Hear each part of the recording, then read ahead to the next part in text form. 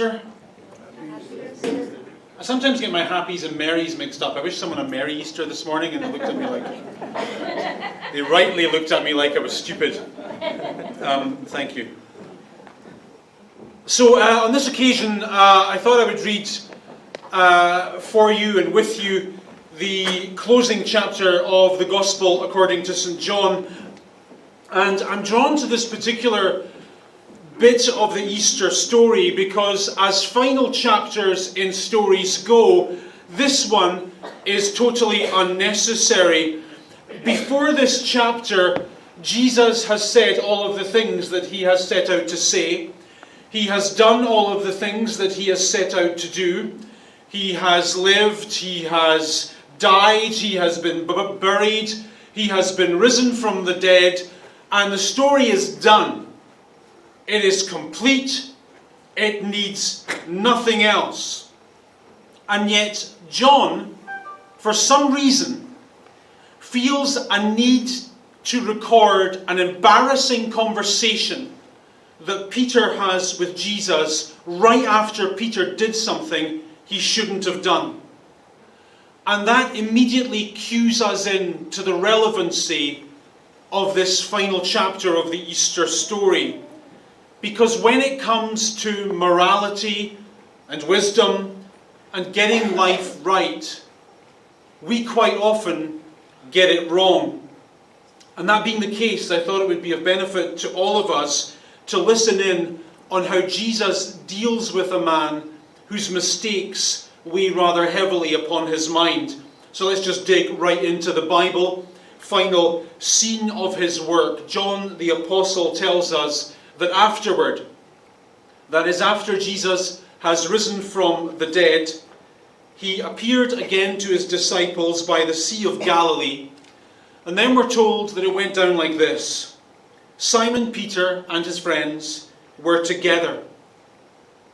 Now, from Peter's perspective, they are together with mixed emotions. On the one hand, Peter has followed Jesus with tremendous enthusiasm and sincerity. For the last 3 years, Peter's hung upon Jesus' every word. He's had a front row seat on Jesus' every deed. And yet on the other hand, Peter has done things of which he is now rightly feeling ashamed. You perhaps remember that right before Jesus had his worst day, Peter denied not only that he was one of Jesus' followers, he denied that he even knew who Jesus was. And this can happen to the best of us, right? You can be very serious about your faith, very genuine about the things that you believe, and yet given the right circumstances, and the right conditions, and under the right pressure, you can behave in a way that denies the faith about which you are so serious. And when this happens, you become someone you don't wish to be, someone you neither recognize nor particularly like. And I'm impressed by the fact that one of the key documents of early Christianity, the fourth and final gospel to be written, the most sophisticated and well thought out of all the gospels, does not even attempt to paper over the fact that the key leader in the early church got life wrong. Doesn't even attempt to expunge this dirty detail from one of its key leaders' lives. When I reread this story on Monday this week, I couldn't help but think of an older friend of mine who, back home in Scotland, we went to university together, after which he, like me, became a pastor. He became a good pastor, a good preacher, a good counsellor. I beg your pardon. No, he was great.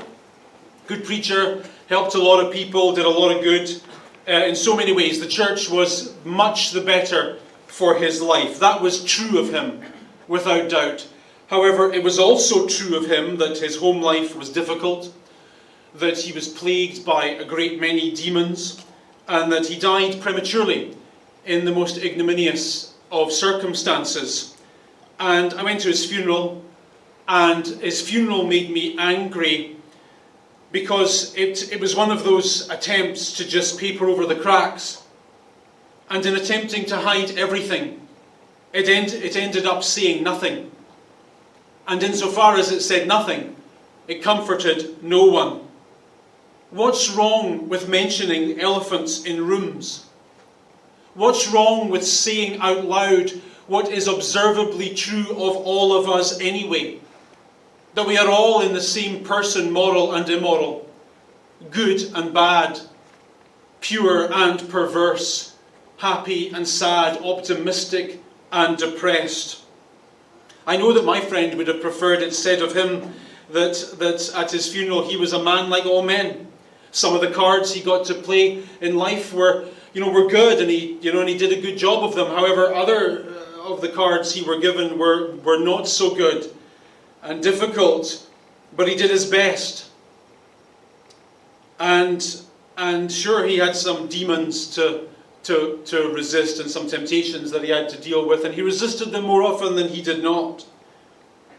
Some of the mistakes that he made were impossible to ignore, but in the pleasure of God and for his glory, he used them in the church. And there's something about God that seems to like this, isn't there? There's that weird line in the New Testament that said God puts the good stuff of his kingdom in what? Broken jars of clay. Doesn't that perfectly describe the life we all live? Broken, fragile, damaged. And yet in the brokenness and the fragility and the damage, there is nonetheless good. And God is nonetheless doing stuff in us and through us for our good and the good of others. And so I like the fact, and I am drawn to the fact, and I am warmed to the fact that this fourth and most sophisticated of the four Gospels is just upfront about that. It's upfront about saying Peter, our key leader, the boss of Christianity in his life, failed Jesus. He did stuff he shouldn't have done. He made mistakes he should not have made. And having failed Jesus, back into the story, the thing about failing and making a mistake is that it gnaws upon your mind. And so now Peter is in Galilee, where he comes from. He goes back home. He walks familiar streets. He sees familiar faces. And he no doubt remembers the optimism and the enthusiasm with which he left this town 3 years earlier to sign up as a follower of Jesus. And now those memories probably torture him. And so I think that in an understandable attempt to get his mind off the things he is thinking about, he says, I'm just going fishing. And his friends say, we'll go fishing with you. And then we're told that they went out fishing, but that night they caught nothing. Now, I don't know much about fishing, but I know enough to know that when you're fishing and catching nothing, you're thinking. And when you're thinking, about things you shouldn't have done, when you're thinking about things that are stressing you out, when you're thinking about things you're going through that you don't want to be going through,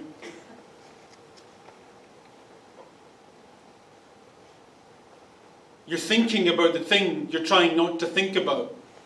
Do you know what I mean? Do you know exactly what I mean?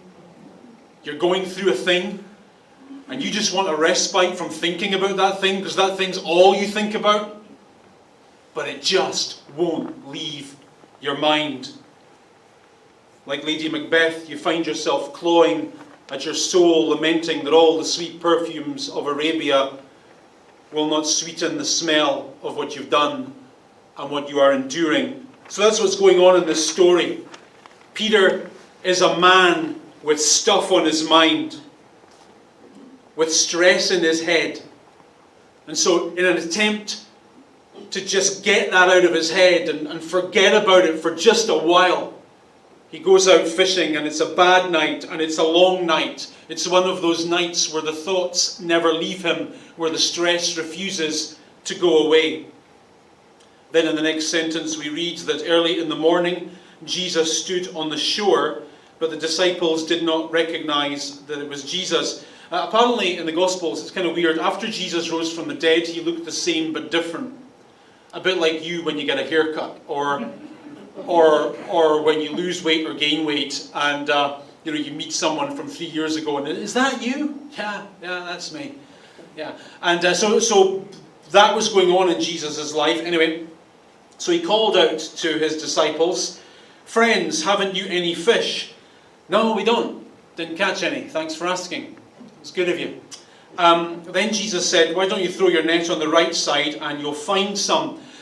Those of you who fish will know that everyone else is an expert on fishing, and as experts they're always on hand to offer advice, like try a different bait, use a heavier line, cast your line over there, try this lure I bought on eBay. Well, this sentence in the Bible, "try the right side," was one of those sayings in the ancient world. The ancient world, if you weren't having any luck, people would say to you, "Well, why don't you try your luck on the right?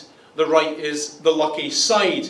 So they do this, and we're told that they were unable to haul in the net because of the large number of fish. At this point, the penny drops for Peter. He realizes the man on the shore is Jesus. And so the scripture says that he wraps his outer garment around him, jumps into the water. The other disciples follow along in the boat, towing the nets full of fish, for they weren't far from shore, about 100 yards. When they land, how far is 100 yards in my head? Is that 100 meters? 100 meters, okay. Long swim. When they landed, they saw a fire of burning coals there with fish on it, and some bread. So here's Jesus making breakfast for his followers. Very nice, very ordinary. He says to them, "Why don't you bring some of the fish you caught?" To be honest, I didn't think you losers were going to catch any fish, so I had to buy some. However, now that you did, why don't you bring along some of the fresh stuff? Then look at the next sentence. Simon Peter climbed back into the boat and dragged the net ashore. It was full of large fish, 153 of them to be precise. Interesting detail. In ancient Greek, the number 153 means 153.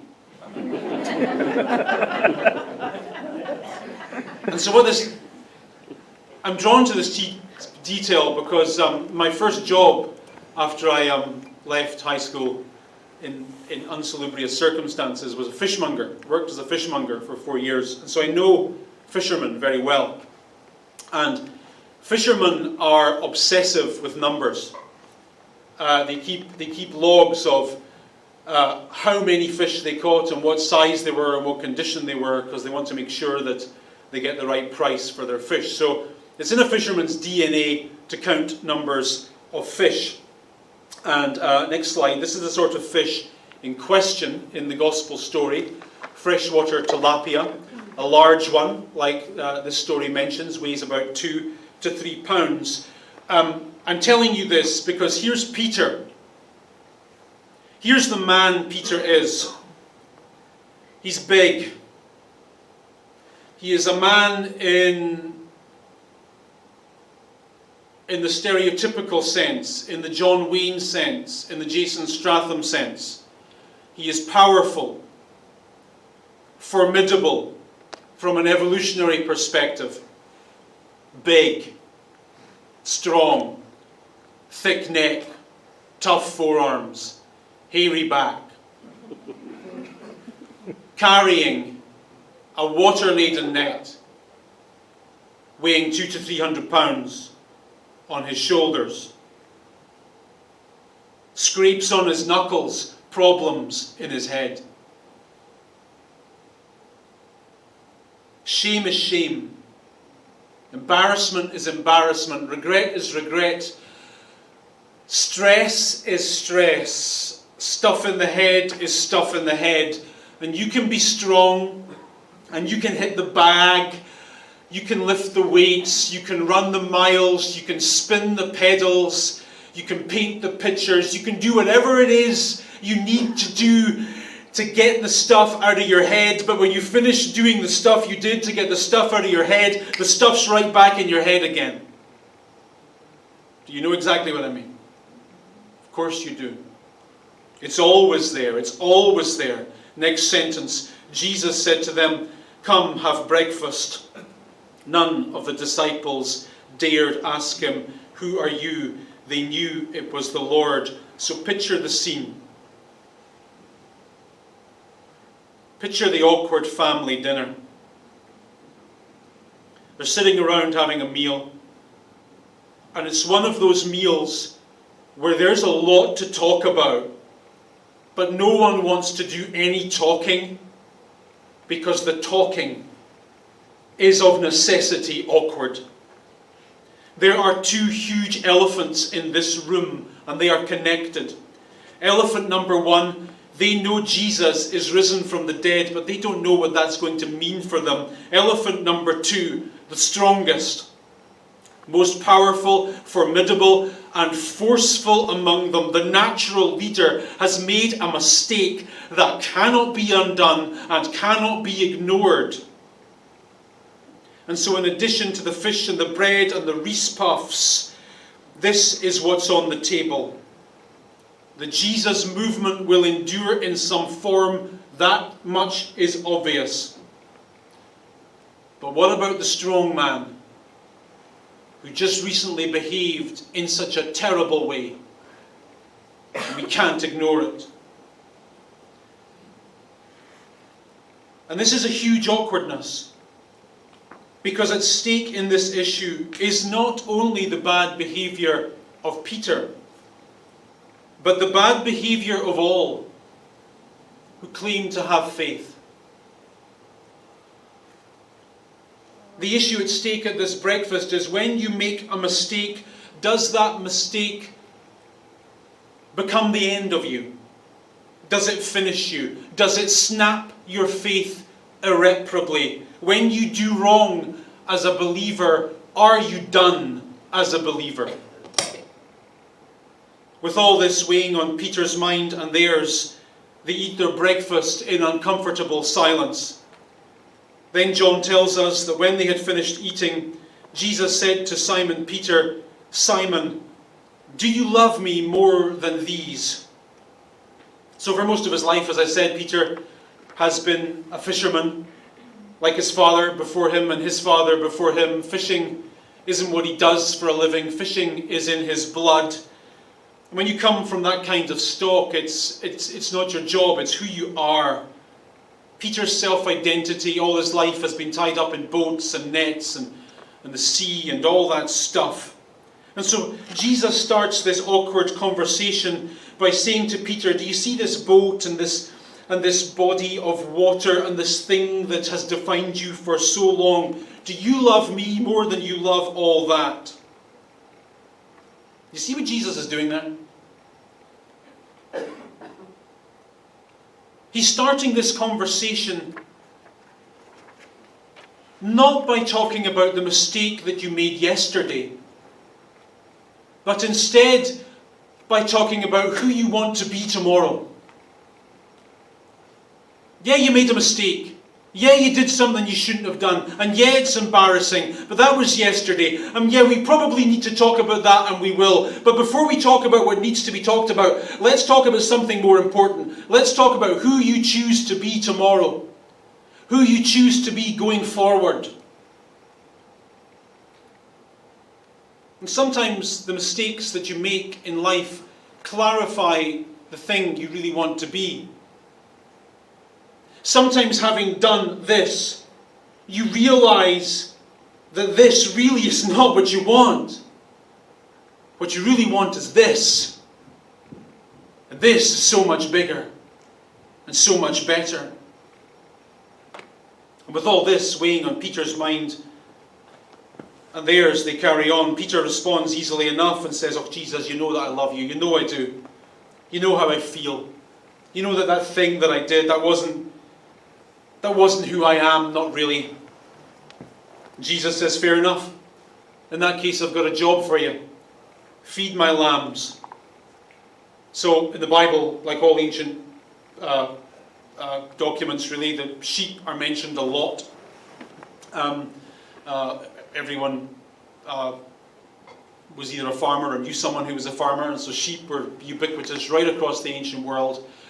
And so in ancient literature, sheep or lambs are used as a metaphor for life. And often that metaphor has to do with the relationship between people and the people who lead people. And so what Jesus is saying here is, Peter, get this, yeah? Get this. This movement, this Christian thing is going to be huge. Right now it's 13 of us sitting around a breakfast by the Sea of Galilee, but within a few years there's going to be churches in every corner of the empire. There's going to even be churches in the heart of darkness itself, in the city of Rome. And those churches are going to be filled with people. People with things in the head and stresses and embarrassments and shames and issues and challenges and stuff they're being forced to go through. And those people are going to need someone to encourage them and lead them and point them in the right direction. And Peter, you're my man. I want you to be that guy for me, for them. And then to emphasize the point, Jesus does the whole thing over again. Again he says, "Simon, son of John, do you love me?" Again he says, "Lord, you know I love you. Take care of my sheep." And then a third time, "Simon, son of John, do you love me?" Clearly, Jesus is making a point. And the point Jesus is making is that he wants Peter to get over his own mistake. He wants Peter to understand that that thing he did in his past was contrary to his character. It was just one of those things that men do. It was a mistake. And can we just get over it? Can we move on? He's saying to Peter in this conversation, I know that you love me, but I need you to hear it. I know that you're a good man, but I need you to hear it from your own lips that you're a good man. I know that you can do better, but I need you to hear it from your own lips that you can do better. I know that you're strong and you can take a stand, but I need you to hear it from your own lips that you are strong and you can take a stand. I believe in you, but I need you to believe in you. I need you to hear you say it. That you love me, and you'll do right, and you'll live right. I need it to come from your lips, from your belief. Peter, however, was hurt because Jesus asked him a third time. So he says, Lord, you know all things. You know that I love you. I want to show you something. I've showed it to you before. For me, it's one of the most beautiful churches in the world, not because of its architecture, but because of the brazenness of it. This is a church in Jerusalem. It's called the Church of St. Peter Gallicactu, the Church of St. Peter Cockcrow. In the 6th century, when the church was beginning to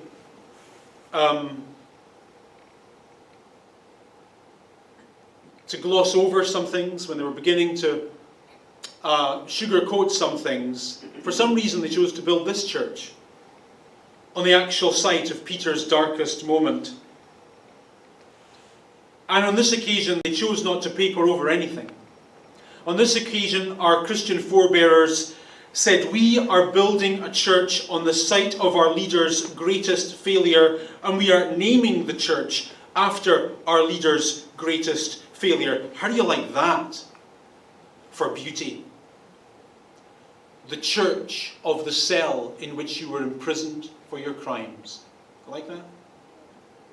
The chapel of the boardroom where you repeatedly did dishonest deals that screwed over honest, hard-working men and women. The church of the bar in which you ruined your life. The church of the betting shop where you gambled away your family's money. The church of the conference where you cheated on your wife. That's what they're doing here.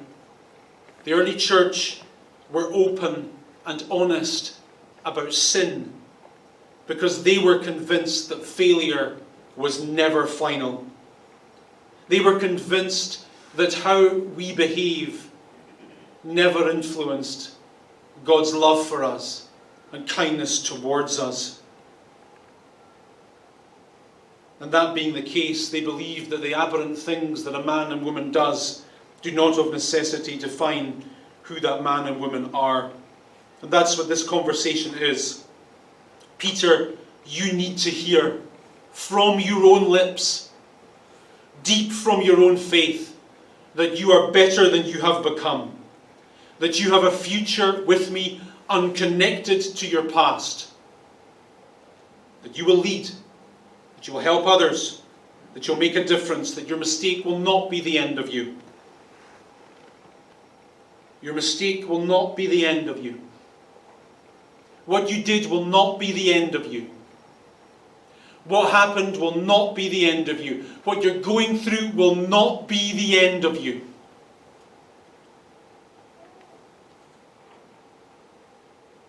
But your faith in me, that will be the end of you. Your very Christianity will be your undoing. Next sentence. Truly I tell you. When Jesus says truly I tell you, he means this is important. When you were younger, you dressed yourself and went where you wanted, but when you are old, you will stretch out your hands and someone else will dress you and lead you where you don't want to go. As John writes his gospel, he does so with the benefit of hindsight. His is the last to be written. His friend Peter is long dead. And so he knows, looking back on this cryptic sentence, that Jesus said this to indicate the kind of death by which Peter would glorify God. So according to legend, and the legend is probably true, Peter died in Rome, a long way from the fishing village he loved so much in Galilee. He died in Rome during the early days of the persecution of Nero, and if legend is to be believed, he is crucified upside down. Have a look at this. So this is the... if you listen to heavy metal music, I listen to heavy metal music, that's not funny. So if you listen to heavy metal music, you probably think that's a bit of a satanic image. It isn't. This is actually the Catholic symbol for Peter, the upside down cross. And according to legend, and the legend is probably true, Peter is crucified upside down. Now, as you can imagine, Roman crucifixion is intentionally dehumanizing and terrifying. Add to that the disorientation of being upside down, and the pain becomes imaginable. And with regard to that unimaginable, awful, humiliating, dehumanizing fate, Jesus says, "Follow me. Follow me. Follow me to a life of service, to an end that is ignominious." Here's a great conversation. A real one and an ignored one in the modern church. Peter, you're a good man. You did a bad thing. Let's get over it. All right. You want to follow me? Yes, I do. Where will it get me? Will I be happy? Will I have a problem-free life? Will I be successful? Will I get all of the things that deep down I want to get? No. You'll be crucified upside down. And on that discordant note, we end the truth of Easter. Beautiful, isn't it? Let's pray.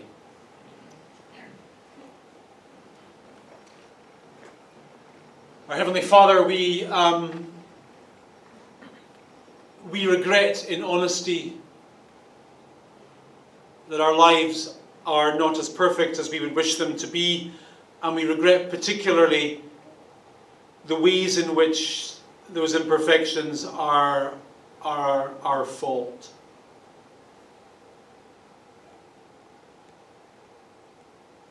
Nevertheless, our faith cries out to you. We choose to believe as believers that we are not defined by our present circumstances, by our present stresses and strains, by our shame and our guilt, by our deep-rooted anxieties. We choose to believe that there is more. And so in all of the things we are going through, we ask for the strength to go through them as Christians, as people with hope, with faith that is strong, with morality that is resolute, with wisdom that is wise. Be with us in all our ways, in our comings and our goings, in our ups and our downs. Give us peace. Give us healing. Give us power to do what needs to be done. And help us to keep on, keeping on, and keeping on. Amen. I wonder, just before you go, if I could take a moment or two to make a shameless plug for a personal venture that I've been working on. Is that okay if I give a shameless plug? Yes. Thank you. Oh boy, okay. So I'm a Bible teacher, right, as you know, and I've decided to launch a Bible study called Read This Verse. So what Read This Verse is a daily Bible teaching email that helps people understand the Bible. So what I'm doing is, every single day, except Sunday, at 6 o'clock in the morning, I'm sending out a Bible teaching email that helps people understand the Bible. I'm launching this service in Colorado tomorrow, for no particular reason. Colorado, I thought I'd start there. But, yeah, I know. So, but before I did that tomorrow, I wanted to give you guys a chance to jump on board if you wanted to. It's not free, it's not expensive either. It's $3.99 US a month, which I think is a fair deal.